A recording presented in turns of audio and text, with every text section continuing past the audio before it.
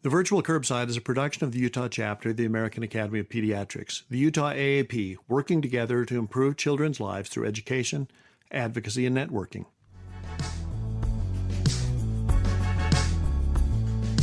Hi, this is Paul Wirkus from the Utah AAP. Welcome to this week's edition of the Virtual Curbside, where we bring pediatric providers together with subspecialists to get smarter about all things pediatric and better acquainted as a community of caregivers.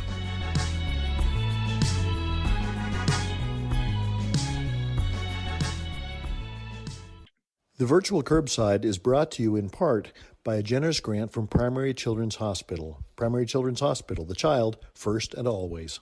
Welcome back to the Virtual Curbside. This is your host, Paul Wirkus. We're very fortunate this month to be talking to a few experts. We're taking them on a couple at a time about the issues related to neurodevelopment in the population of patients who have congenital heart disease. Fascinating interplay.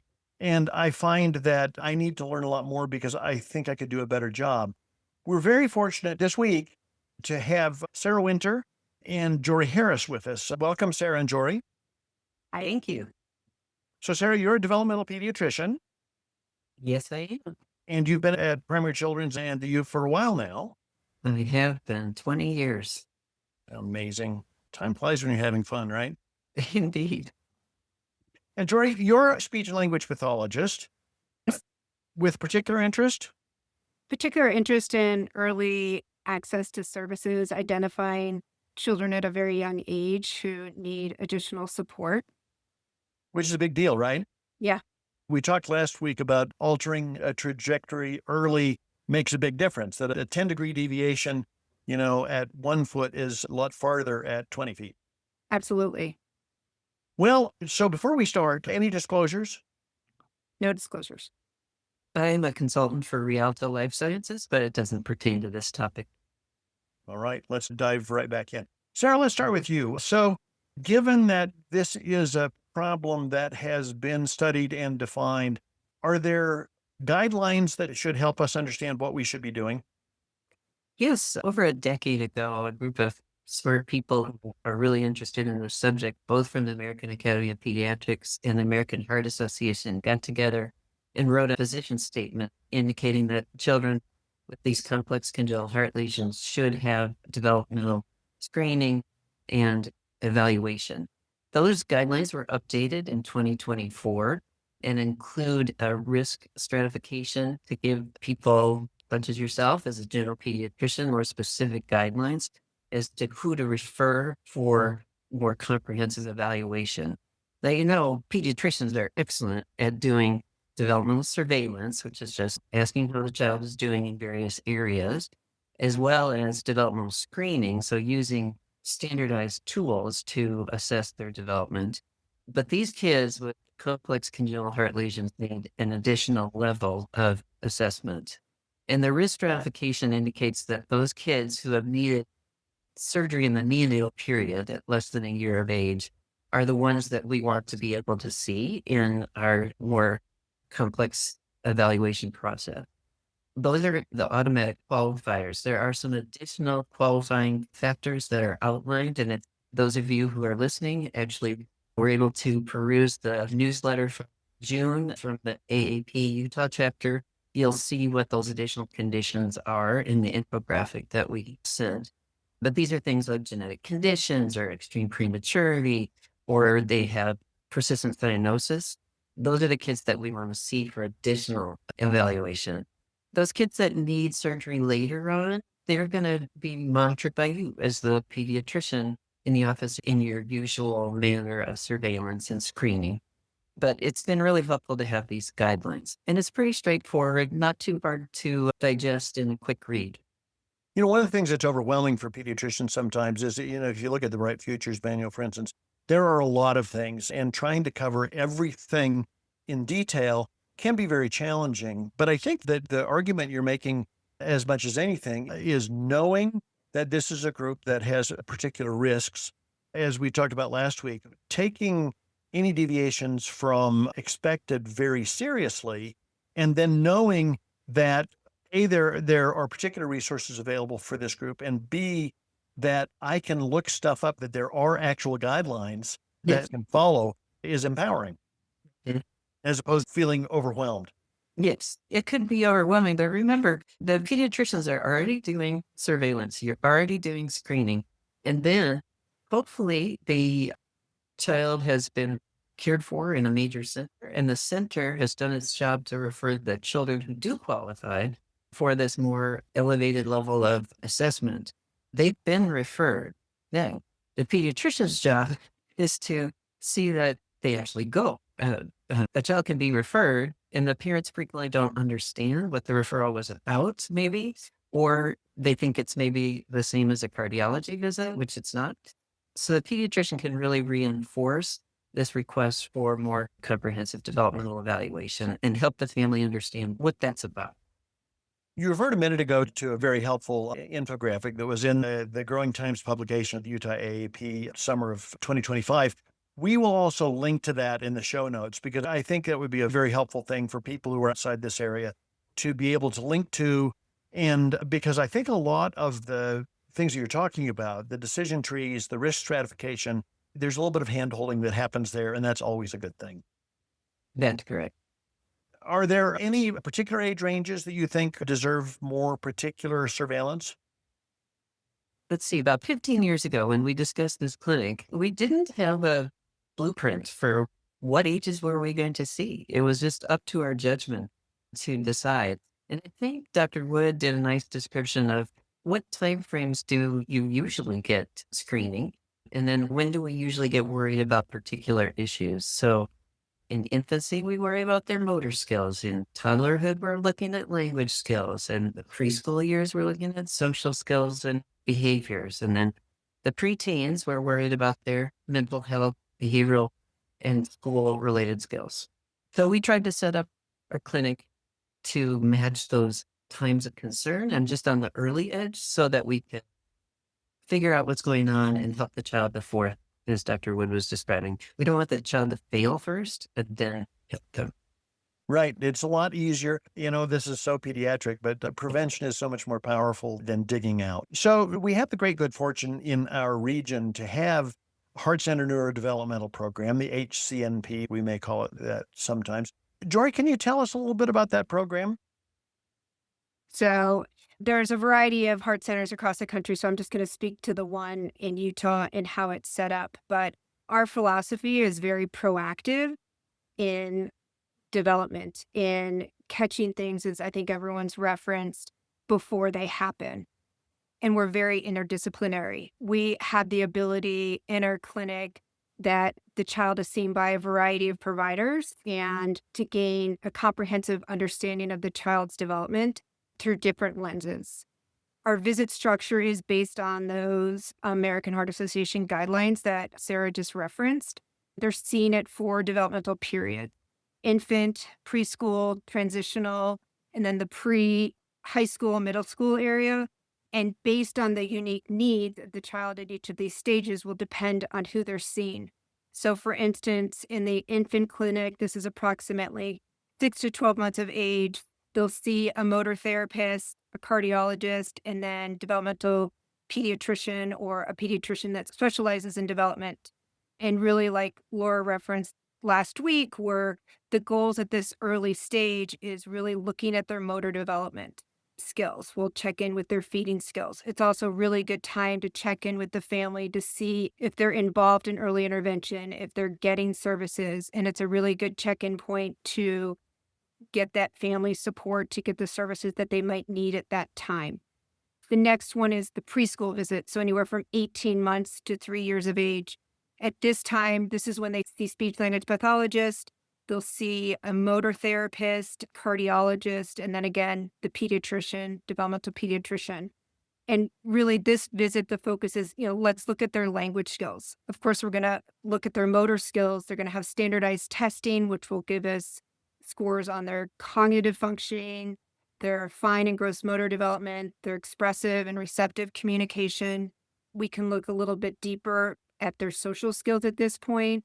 We can also start to look at autism screenings in the clinic. We know that these children do have a higher incidence of autism as well.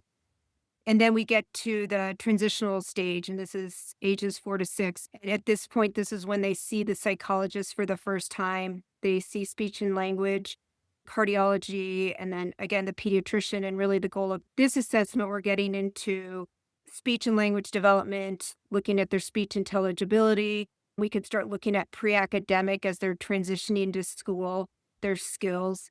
We can also, as Laura mentioned before, we can start to have conversations about ADHD or start screening for anxiety in this population. And then the last visit is really psychology heavy. This is really where they see the psychologist, the cardiologist, and the pediatrician. And this is when the psychologist does testing for academic development, cognitive development, social behavioral testing, executive functioning. So it's a longitudinal clinic. And the idea is that the child is referred at the time of discharge from the hospital, that we know oftentimes it can be really overwhelming. So that's a point where it can be really difficult for the family to remember. So they may be referred by their cardiologist at a later date, or this is a really good, if they forget or they're overwhelmed, this is a really good check-in point for the primary care physician. If you know that the child does have congenital heart disease and they haven't been to clinic yet, then absolutely send them to the heart center. The other real benefit of our heart center is that at each visit, starting in infancy, is there's a social worker that provides support. And they assess the parent mental health at each visit, assess their psychosocial needs, and they can provide brief intervention and get the families the support that they need at each of those stages. What's the role of collaboration between the primary care provider and the developmental program?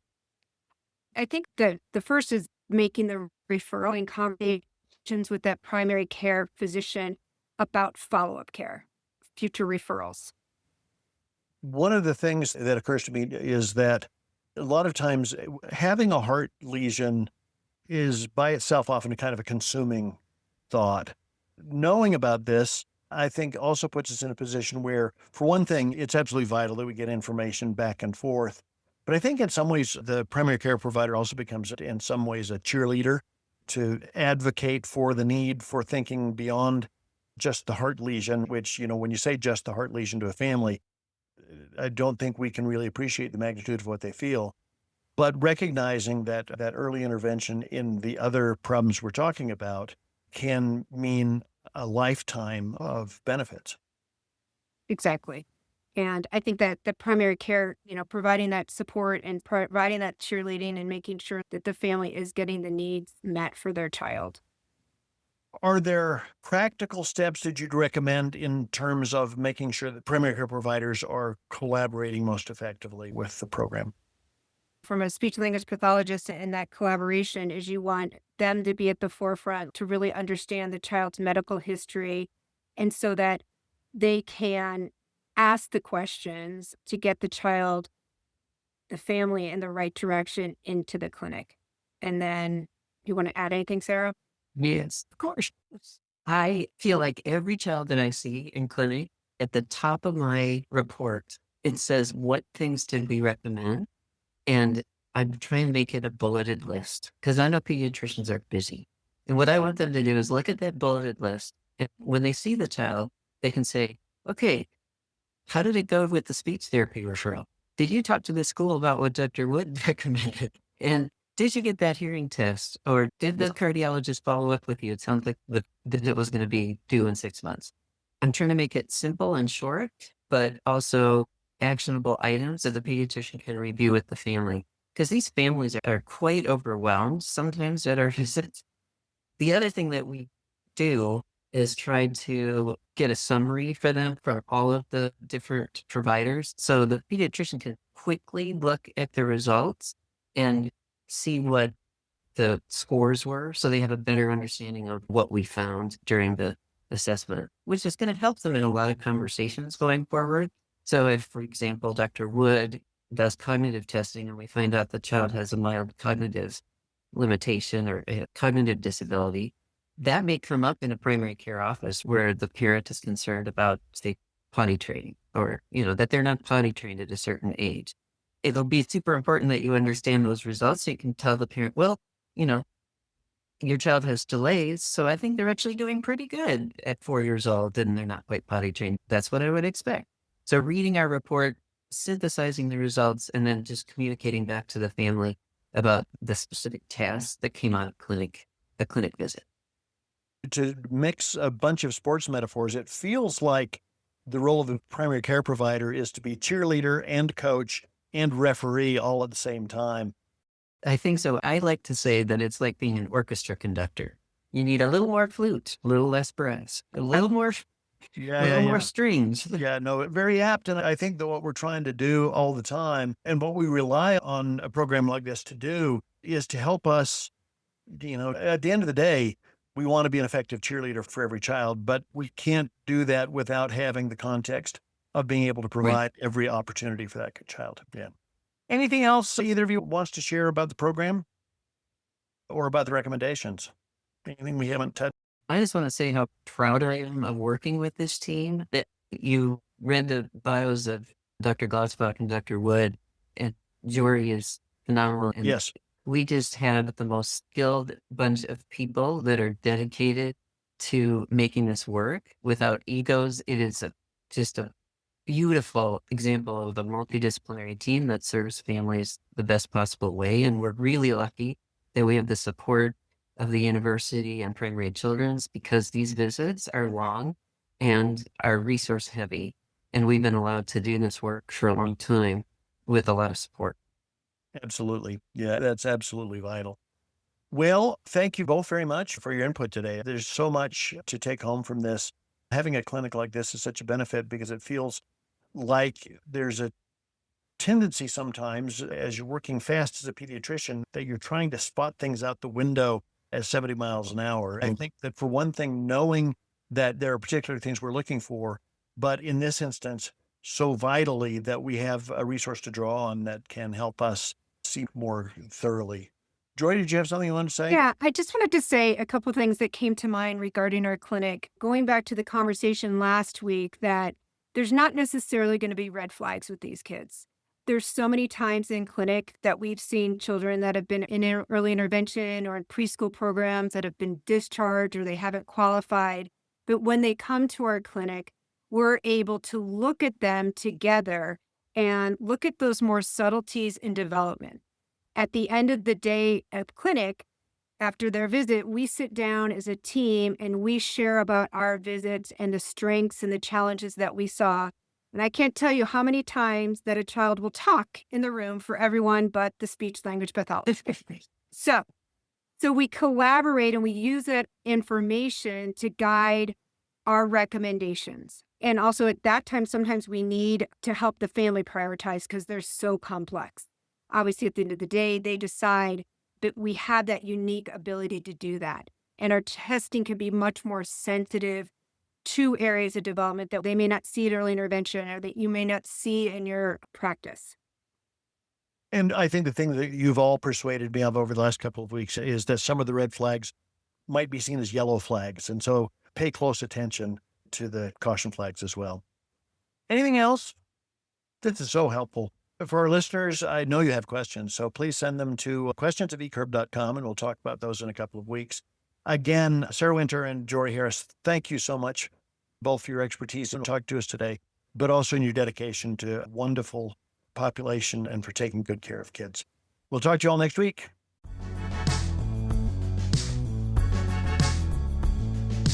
Thanks for joining us. We look forward to getting together again next time. The Virtual Curbside is available on iTunes or wherever you find your other favorite podcasts.